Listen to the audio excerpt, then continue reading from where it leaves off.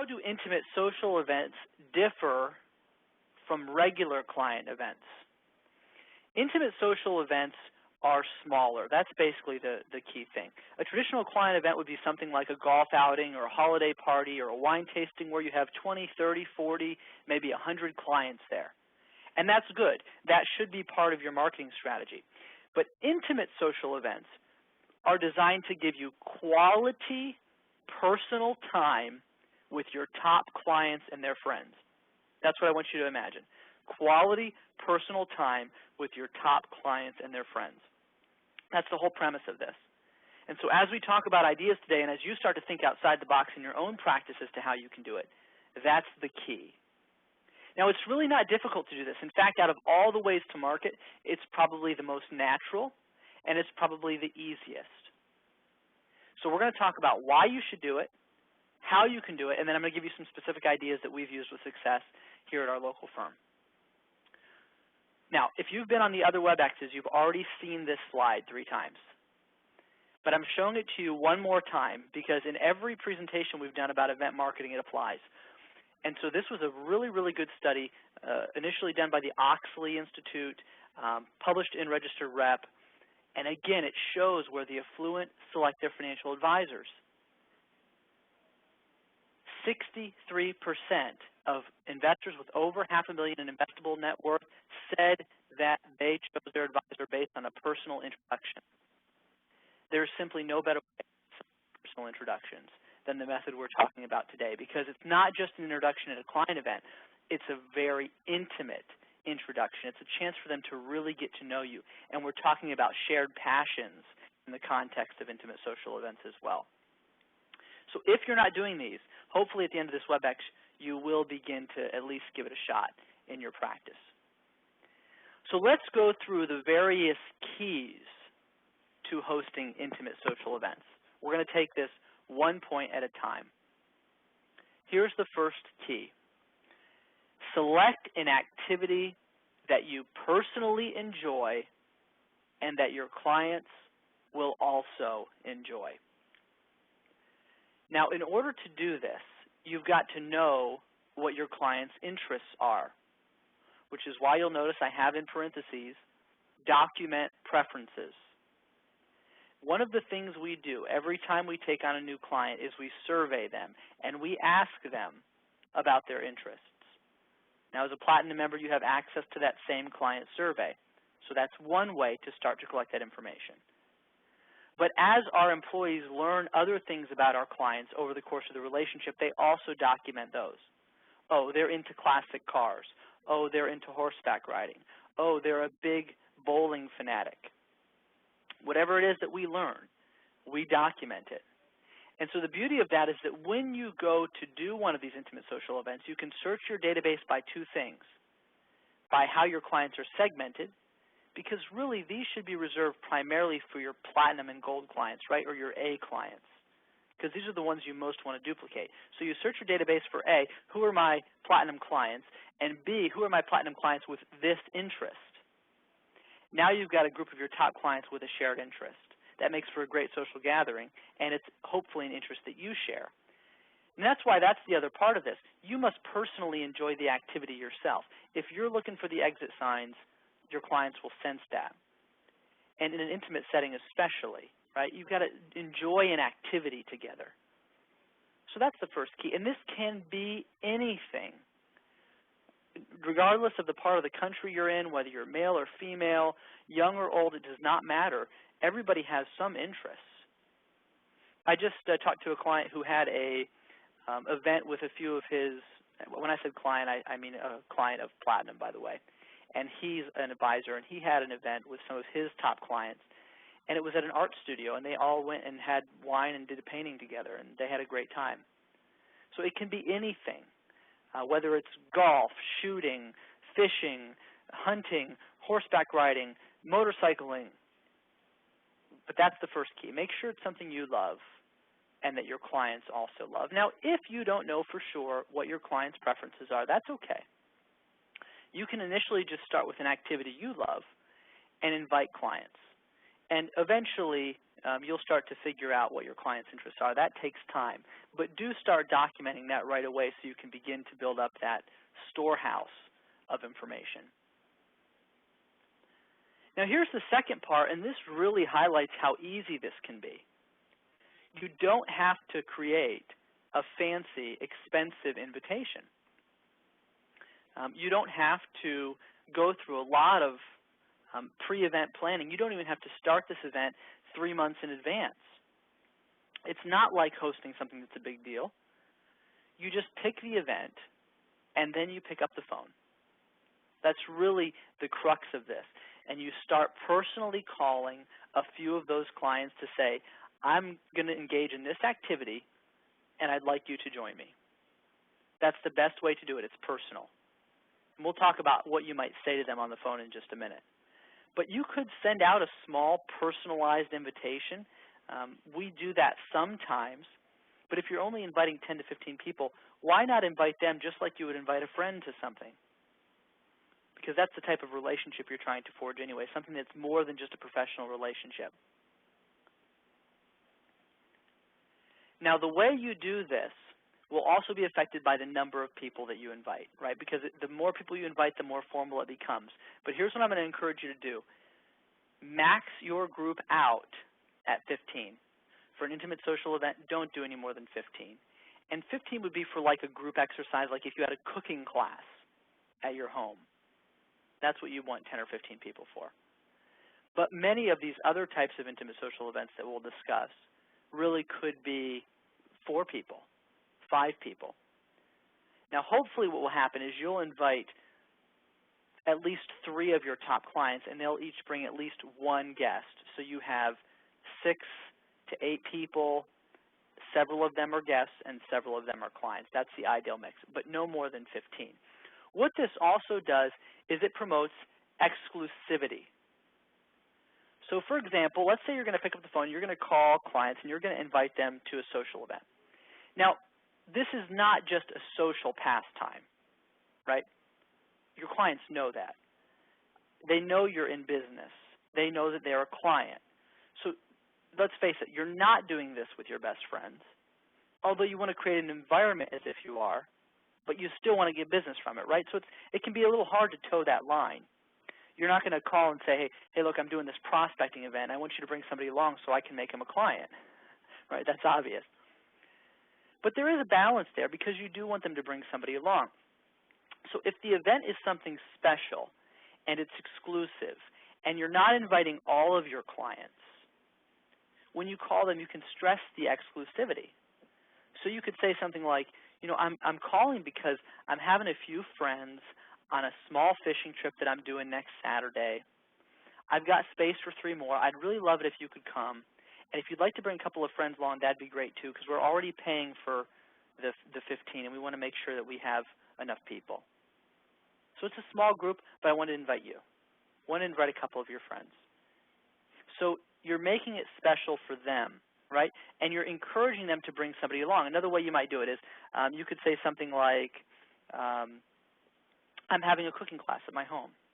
I'm going to have about 10 people there. I've got space for 5 more, and I wanted to know if you and a few of your friends would like to come. Because everybody has 3 or 4 friends that would be interested in these types of activities. So you don't make them pressured to bring a guest, but you make it sound like a really good time. This is going to be something fun. It's going to be something special. There's only a few people. You're one of the people I really want there, and because you're such a great client of mine, because I like you so much, I want you to bring somebody along too, as a gesture to you. Right? This is sincere too. I mean, we really mean this, right? I mean, we want our best clients there who we really like and who we really enjoy being around and whose friends will probably enjoy being around.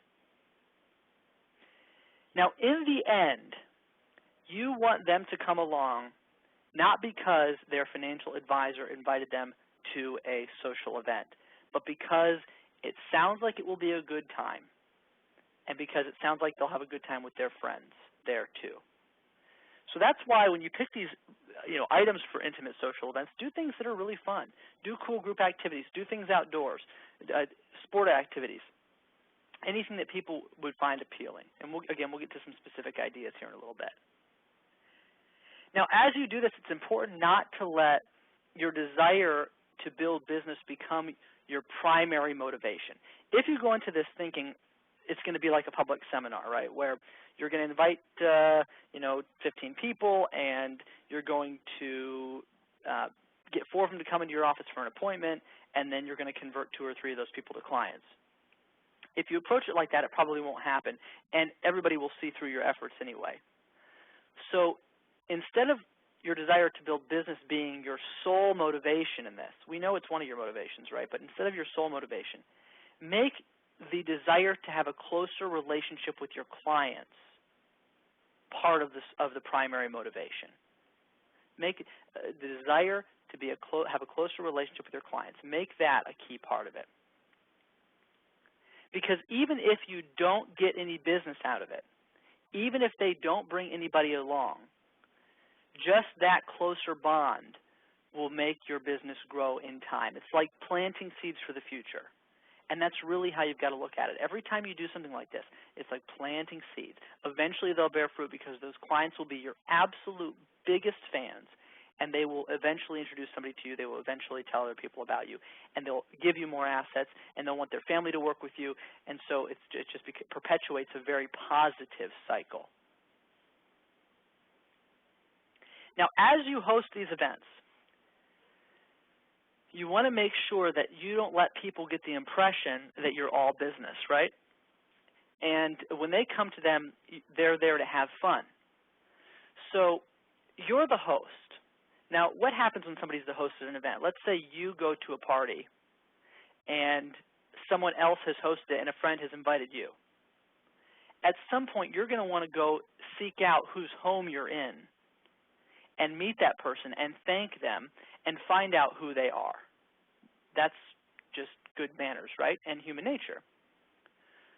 So at some point, the guests who attend are going to want to know who you are, what your relationship is to the person that invited them. Maybe they didn't tell them. And probably what you do for a living.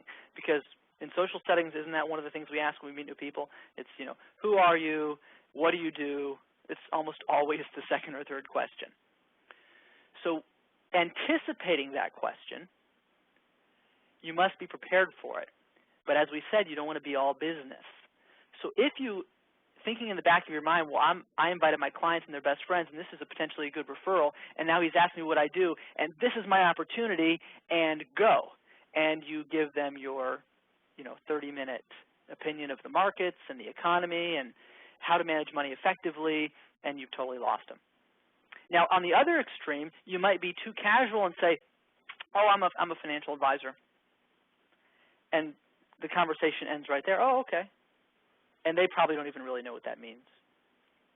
So this is where you kind of get to that elevator pitch 101, right, which we're not going to go into that today. And I don't encourage you to actually give them an elevator pitch. But here's what you should try to do. The answer to the question, what you do, or who you are, or something like that, or how do you know my friend Jim, once you explain what you do, it should be something that is intriguing enough that they'll want to know more, but nothing that's pitchy. Now, here's an example of something you might say. Somebody comes up to you and says, so, what do you do? Oh, I develop custom asset management strategies to help people protect their wealth. It's a volatile environment out there. There's a lot of uncertainty, so that's basically what I do. Really, that's interesting. You develop what? Oh, custom asset management strategies to help people protect their wealth. So you've said something that is interesting, intriguing, that describes what you do, but without telling them about your business and about your credentials. And hopefully they'll ask more. Now, one of the attendees here on this WebEx just said, don't the guests already have some idea of what you do if they've been invited by a client? They may. That's a good question. They may know that. But the client probably told them, if anything, well, he's my financial advisor. And they still don't know what that means either. So in your statement, when you're answering them, you need to look for a way to show them the value of what you do. And whether that's a focus on continuation planning or whether it's a focus on estate management and legacy planning, or if it's a focus on retirement income planning, or whatever it is, you have your little sentence or two that focuses on the real value, because you can be sure the client didn't explain the real value. Now, at this point, if they start to ask more questions, oh, well, what do you think about what's happening in the economy? Or what do you think about what's happening in the markets? Or whatever it might be. Or what do you think about this problem I have? You may engage in that conversation for a little bit, but don't let it go too far. At some point, you want to make sure that you leave them hanging a little bit so you have a reason to get them to an appointment, right? Because you want to have a chance to meet with them later. You want to be able to continue the conversation in a better setting. So the best thing you can do is say, you know, I've really enjoyed talking with you about this, but obviously now isn't the best time. How about if I mail you some information on what I do? Or how about if we exchange information and we'll get together and have lunch another time and talk more about it? So you leave the door open. Now, you've got to make sure that you capture their information. This is critical. You've got to exchange information. So yes, have some of your business cards, but better yet, make sure that you get other people's business cards or other people's information. Get out your smartphone and put their contact information in right away. Because you can say, hey, you know, I really enjoyed this conversation. Obviously, you know, this isn't the best time for it. What's the best number to reach you at? Get out your phone, put it in. What's your best email address? Get out your phone, put it in. Now you've got a contact. So make it a point to try to get information from everybody. Now, the only way you're going to do that is if you take time to mingle with everybody. So make sure you do get around to all your guests. Welcome them, find out who invited them, engage them in conversation, and exchange information. That's critical. And those are basic networking skills, of course, that you probably all have. But it's just important to be conscious of it so you have a chance to follow up later. Because even if you don't really make a connection and they're not interested in talking about, let's say, their investments, it doesn't mean they might not come to a future client event. So let's say now you have this little database of people you've met at intimate social events over time. When you do your annual State of the Markets address, or you have a wine tasting at your office, you can pick up the phone and call them and say, hey, you know, I really enjoyed meeting you at that thing that we did. You know, I wanted to let you know I do this annual presentation where I talk about everything that's happening in the markets and the economy, and I wanted to see if you'd like to come along. So you have a way to follow up on that interest. Now, what we do at Frost & Frost, and by the way, I'm just going to pause for a second. All of these things that we're talking about are not just in theory. My business partners, Thomas and Robert Frost, who you probably all know, they work in their practice every day, and they do this every week. They actually have part of their week blocked out for this sort of activity, and we've worked at it over time, and we've tried different things, and I can tell you this has led to a dramatic increase in referrals for them. It didn't happen short term, but over time it happened. And so what they did is they started blocking out part of their week to have some type of intimate social event. Now, here's the great thing. You will actually have a better quality of life if you do this, because you're going to take part of the time that you were at your office doing paperwork, and you're going to get out of your office, and you're going to do something that you love, and you're going to do it every single week, and you're going to do it with great people who you like. That's what everybody wants to do. So you have license. Give yourself license to say, I'm going to play golf every Friday afternoon, and I'm going to bring 3 clients. Or I'm going to bring a client and 2 of his buddies and make a foursome. And I'm going to do that every Friday. And just think, if you only played golf once a week with a client and 2 of his friends, by the end of the year, you would have golfed with 50 of your clients and met 100 new prospects. So this should be part of your weekly strategy. And as you think about this, okay, I've used golf as an example a few times, but that may not be something that you're into. I just want to throw some other things out there because there's a lot of ways you can do this.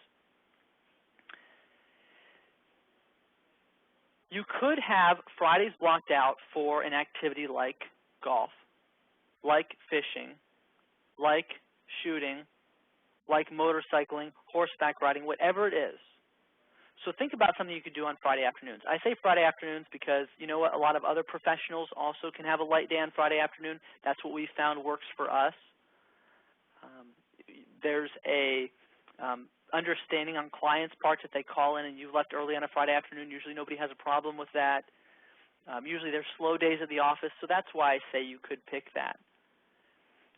But take any type of activity, again, that you love and that's popular in your area. If you're a lady client, I personally know several of our members who have done spa days, had a great time with a few of their top clients doing this.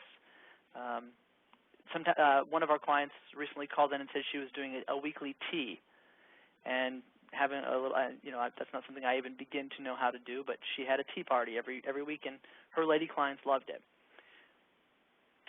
Also, if you contact local restaurants, particularly chain restaurants like, Carrabba's, Bonefish, things like that, and there's a million other restaurants, I just can't think of any at the moment. You can actually ask them about their excursions. So we have local restaurants here, and what they basically do is they have a set price per person, and they do an excursion for about 10 people.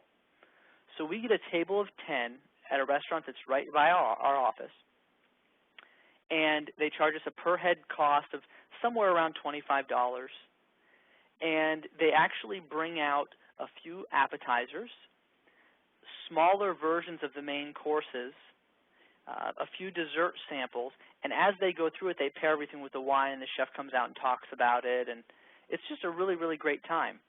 And they get kind of some special attention from the chef, and they'll usually do it in a private room. So it's like a family-style dinner.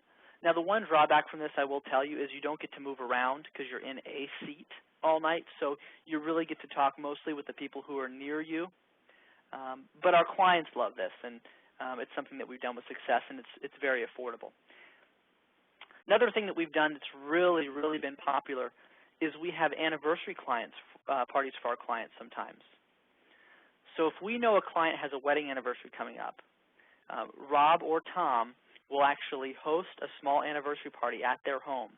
And they'll call the client and say, hey, I know you have a 25th wedding anniversary coming up. I want to have a party for you. Obviously, I don't know all of your friends, but I can host about 10 or 15 people at my home. I'll have it catered for you. I'll have a harpist there. It'll be really nice. We'll do drinks and hors d'oeuvres and have a nice dinner together. And you can bring whoever you want. And it's such a nice gift for the clients. It only costs a little bit to have something like that catered, usually $500 or $600. Think about what the cost difference is from doing this versus doing a public seminar. I mean, you're talking about thousands for a mailer, thousands for food. You can do stuff like this for under $1,000, easy. So it's downright cheap by comparison. And the goodwill that you get when you do something like that for your clients, it's never ending. It just continues to grow in the relationship and in the results that you see in your firm. Also, we do an intimate social event of sorts, but it's not as much a prospecting event, but it's something that we highly, highly recommend. It's called our quarterly new client mixer. What we do each quarter is we invite all the clients who've come on in that quarter and the clients who referred them. Now, this has been really critical for us because what it's done is it has created a culture of referrals. Now, think about the psychology of this and why I say that. If you invite your new clients and the people who referred them to one event together, and that's usually 20, 25 people for that quarter, now you have a group who is all there because someone talked about your firm.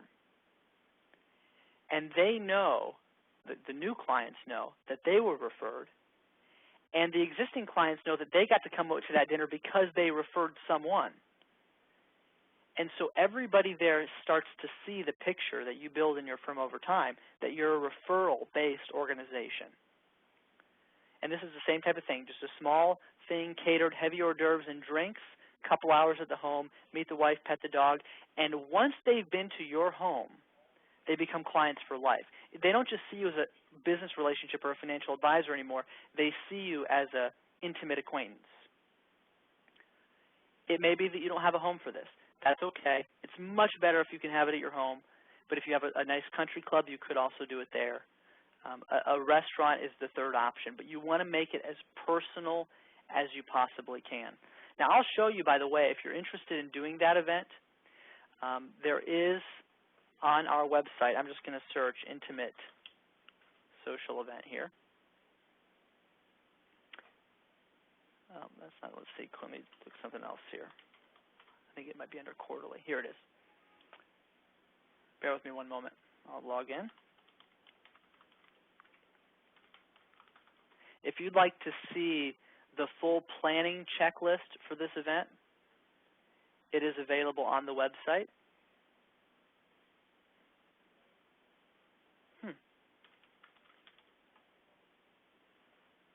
Internet's a little slow today.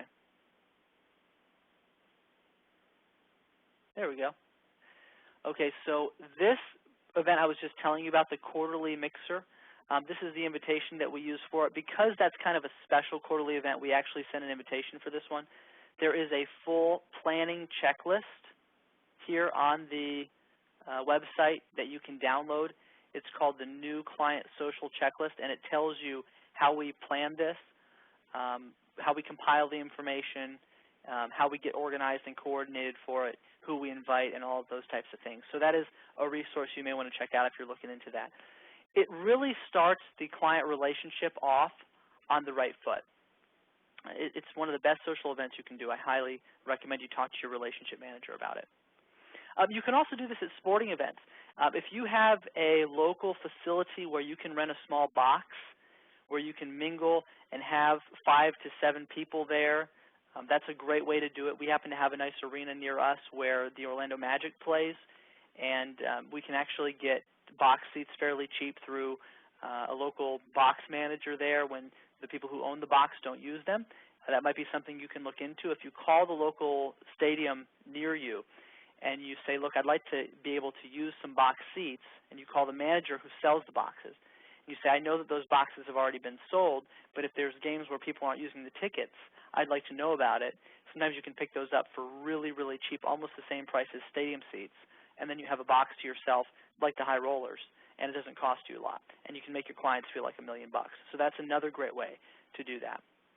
Concerts and shows are perfect for this, and if you'd like more details and more information on how we do this, there is a white paper on our website. It's called Intimate Social Events. It goes into a little bit more information on this topic.